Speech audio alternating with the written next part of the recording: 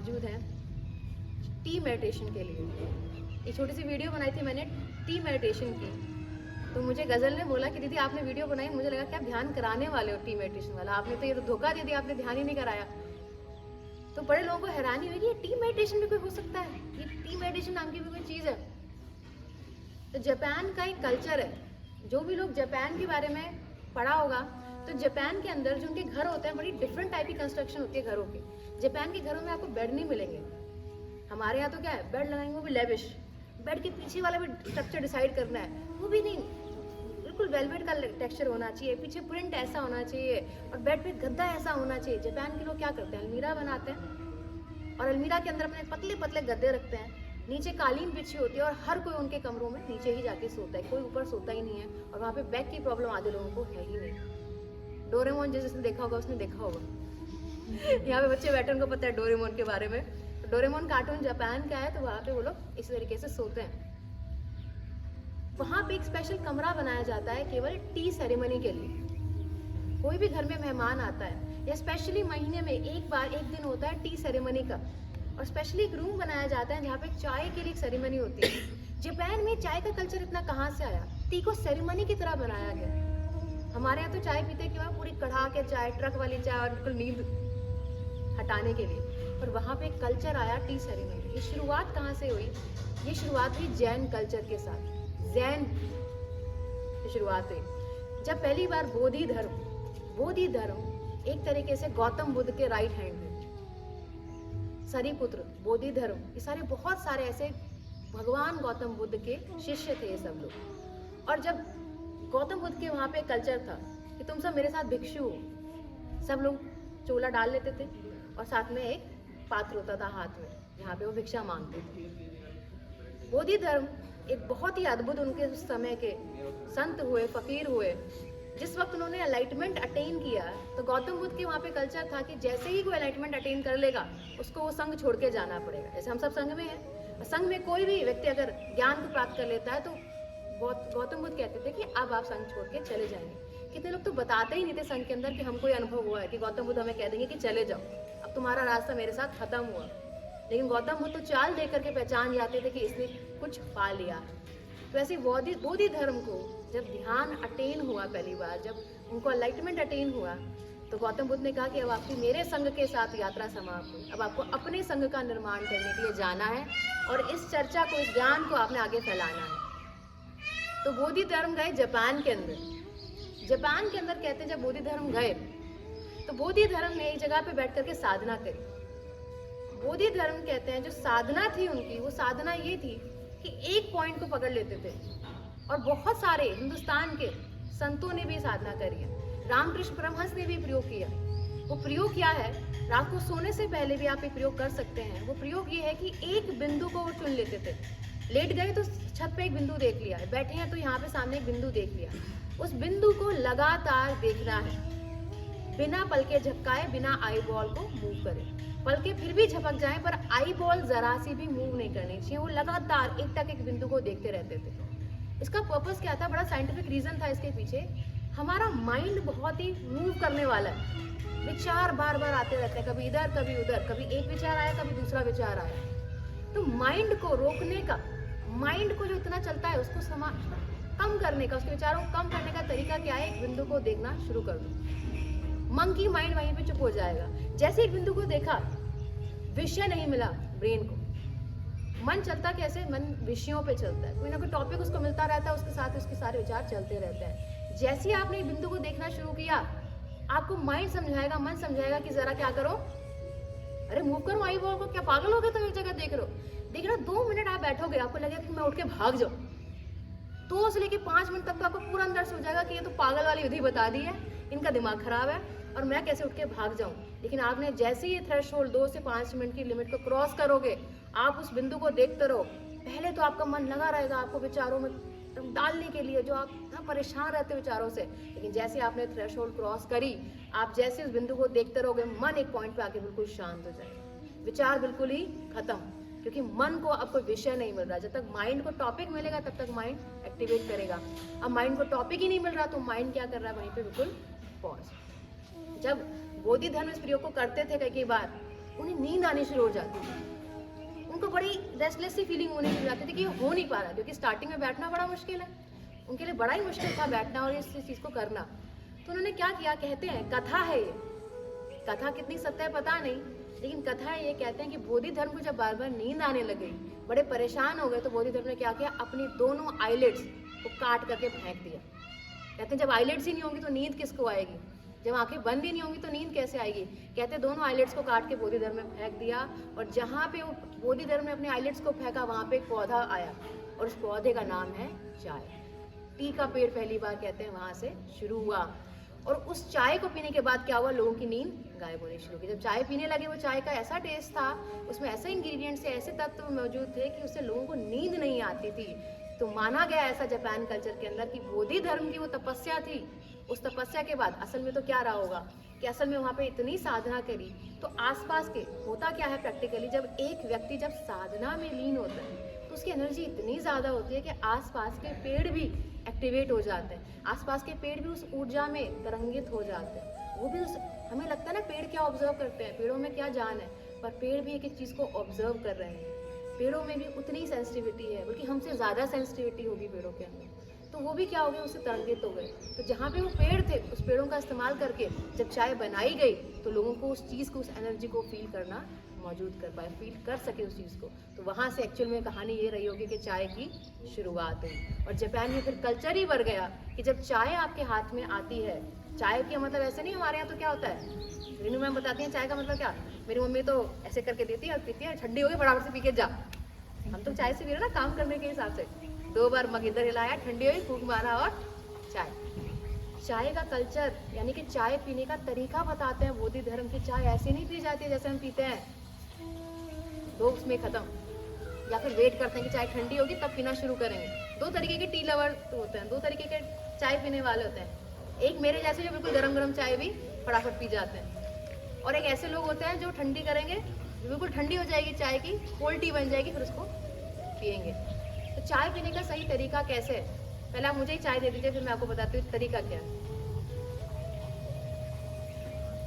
चाय पीने का तरीका सबसे पहले जो ज़ेन में सिखाया जाता है, जापानीज कल्चर में सिखाया जाता है, सबसे पहले तो आपको एक कप, कोई भी चीज़ आप खा रहे हो, पी रहे हो, कोई भी चीज़, उसे ऐसे ही नहीं कि बस कंज्यूम करने के लिए। हमें न्यूट्रिशन वैल्यू तब तक नहीं मिलेगी जब तक हम एक एक तत्व के साथ उसके जुड़े नहीं जाते। तो सबसे पहले तो इस कप को प्रॉपर होल्ड करना, प्रॉपरली होल्ड, आपकी इसकी वार्मथ को आपको फील करना है। कैसे आपको हाथ के अंदर लिया तो गर्माहट महसूस हुई, अभी गर्माहट हाथ को महसूस हो रही है, पूरी बॉडी को इसकी नॉलेज मिल गई। अब फिर आंखों से पीना है इसको, अभी तो एक इंद्री से पिया, स्पर्श की इंद्री से, अब हम आंखों की इंद्री का इस्तेमाल करेंगे। ये चाय कैसी बनी है, चाय का कलर कैसा है, किसी किसी को लगेगा बिल्कुल मेरे हिसाब की चाय बनी है, कड़क, मजा आ गया देख करके। कोई कहेगा अरे कोई चाय थोड़ी सफेद तो होती, तो जरा आंखों से चाय को पिए, और जरा इस लेयर को हटा करके कि अब जो मिल गया ये प्रसाद की तरह मिल गया, अब इसे प्रसाद की तरह हमें देखना है, तो वैसे ही उसको देखना है। अब तीसरा, 2 इंद्रियों का इस्तेमाल किया, लेकिन साथ में ये चीज अपने अंदर रखनी है कि देख रहे हो तो देखने वाला अलग है। चाय को देख रहे हैं हम, लेकिन ध्यान रखो कि केवल आंखें, केवल मैंने क्या बताया, विंडो मात्र है आपकी, अंदर से कोई और है जो इसे देख रहा है। स्पर्श कर रहे हैं, पर जिस वक्त मृत्यु हो जाएगी ना, आपके ऊपर बर्फ भी रख दी जाएगी, बर्फ की सिल्ली में भी आपको बिठाया जाएगा, आप उठ के ये नहीं कहोगे कि मूर्खों, मेरे ऐसी औलादे पैदा करी है मैंने कि मरने के बाद मुझे बर्फ पे बिठा दिया। किसी देखा है किसी मृत शरीर को कहते हुए कि बर्फ की सिल्ली पे क्यों लिटाया, क्योंकि उसे स्पर्श की इंद्री ही वहाँ पे खत्म हो गई। आज ये स्पर्श की इंद्री इसलिए मौजूद है आपके पास कि इसको आप होशपूर्वक महसूस कर सकें। फिर तीसरी इंद्री नाक की गंध की इंद्री से इसको देखें। अब चाय की सुगंध लेनी है, और ये सुगंध पूरी मस्तिष्क तक जानी चाहिए, इतनी गहरी श्वास है। देखना एक एक न्यूरॉन एक्टिव हो गया और आपको बता रहा है, आहा, वाह वाह ताज, वाह। ऐसे नहीं बना, ये देखो, आंखें बंद रखते हुए अब तीनों चीजें एक साथ करो जरा, हाथ भी है, स्पर्श भी है, आंखें बंद और नाक। और साथ में सूंघ आराम से स्मेल लेना है, फ्रेग्रेंस लेनी है इसकी।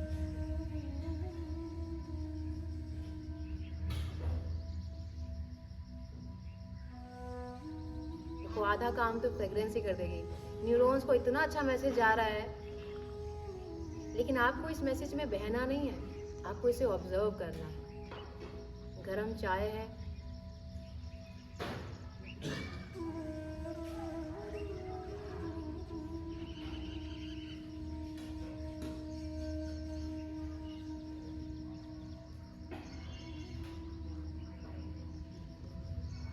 मेरे साहब कह रहे हैं हटाओ ध्यान, चाय पे फोकस करो।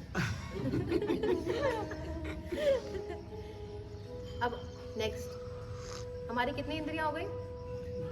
तीन इंद्रिय होगी। चौथी इंद्री स्वाद की इंद्री। अब स्वाद देते हैं चाय का। अब हल्के से बड़े प्यार से, ज़ेन फकीर ज़ेन लोग होते हैं, एक कप को पीने में कम से कम आधा घंटा लगाते हैं, क्योंकि एक एक घूंट को केवल पीते नहीं है, पूरा महसूस करते हैं।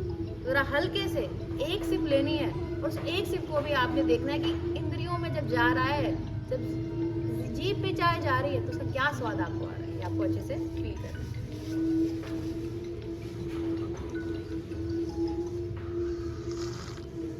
जरा चाय को अपने जीभ पर, स्वाद इंद्रियों पर जरा थोड़ी देर टिकने दें, थोड़ी देर रहने दें, और धीरे धीरे फिर उसको अंदर लेके जाएं, और उस एक एक स्वाद को महसूस करना है।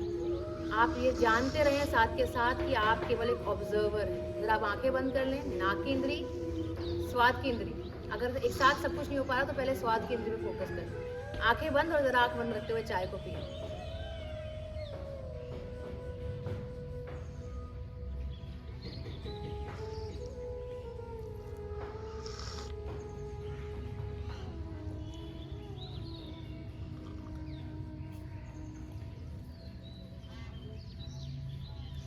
कभी कभी श्वास की इंद्री का प्रयोग कर लें, कभी कभी स्पर्श की इंद्री का प्रयोग कर लें, और याद दिलाते रहें खुद को, फील करते रहें, you are simply an observer.